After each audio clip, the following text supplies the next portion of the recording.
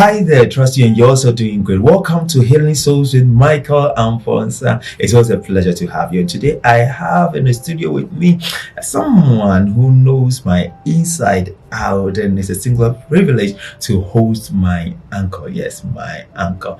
I call him Uncle Asare, but you can call him Mr. Benjamin Asare. Uncle, how you doing, sir? I'm doing good.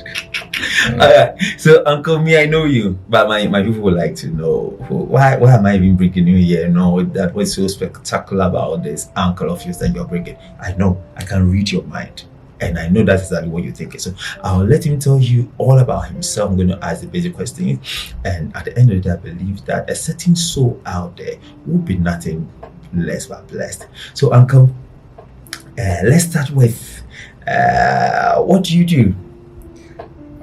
I'm a teacher by profession. I teach mathematics and statistics at the Cape Coast Technical University in Ghana. Oh, okay. So I think we can even read from his attire that Ghana, blah, blah, blah, blah, socially. So it links with what he just said. So he's not telling you a lie. He teaches at the Cape Coast Technical University, Ghana. Okay. So, Uncle, how has life in Ghana been? Life in Ghana, I would say it's not easy because of maybe economic conditions, but it's very interesting because we have the adage that Ghanaians are managers. So irrespective of how life is treating you in Ghana, you still have to manage through. So we take it all together as given by God anyway, because if you are part of life, then you find it okay just to do your part in life, because those who are dead do not have that privilege anymore. So once we are alive, we do our best to survive.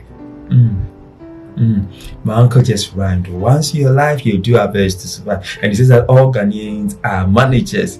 I thought it was the Nigerians, but no, we are all managers. We are all managers. I thought it was the Nigerians, especially when they were comparing Nigerian jollof and Ghana jollof. And now that they have succumbed to the fact that Ghana jollof, I didn't say that anyway. I'm not going to conclude on that because that's not going to be a battle. But today, Uncle, I'd like for us to look at. So on my channel, I try to talk about relationships and getting married. And this year, one of my goals was to help marriage couples, newly wedded couples, and those who have been in marriage and having issues here and there, and how we can do it to help them. But today, I'd like for us to look at a single lady or a young gentleman who is thinking about marriage.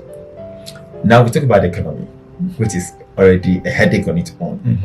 And then you see, when you go on social media, there is this flamboyant, lavish wedding. It has become a headache for some people. I mean, they cannot sleep. We know that the economy had some people too are building buildings and they are getting married, sophisticated marriage and all that. My question is, what should a young man really get before he considers getting married to a young lady? And what should the young lady also have before, or see the young man have before she says I do? That is a big one, but then I'll try to help you by just giving you my perspective of probably things. I would say that marriage, as instituted by God, is for people who are matured and can handle it. Here the key word is you should be matured before you enter into marriage, because it has things that you can only see when you get in there. If you're outside, you might think that everything is what you perceive it is, but then when you get in, you see that it is not that. So it takes only the mature to be able to sail through.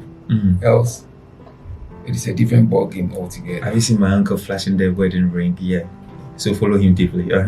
So the first and foremost thing is that the two individuals, they should be mature.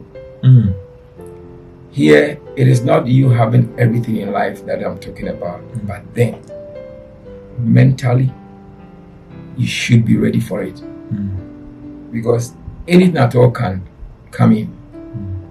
You can't enter marriage whereby probably there's no child. Are you ready to handle it? You can't enter marriage and you may lose your job right after marriage. Are you ready to go through it? I mean, there are unforeseen stuff there. Uncle, let me interrupt you right here. Yep. The issue about losing your job, and does it really happen that you got married and then you lose your job? Yeah, it's possible.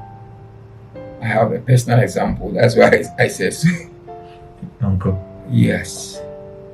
Because Uncle, after I spent everything I spent, and then now I think that I'm rather expecting a promotion, because somewhere in the scriptures it is written that he who finds a wife finds a good thing and obtaineth favor. And I so have not ended with what you have to consider. The two have to consider before they enter into. Then let me keep quiet and so enjoy this the one. first one is you should be matured. Mm-hmm.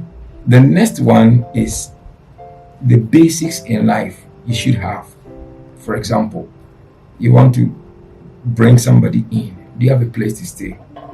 As in local Akan parlance, we say that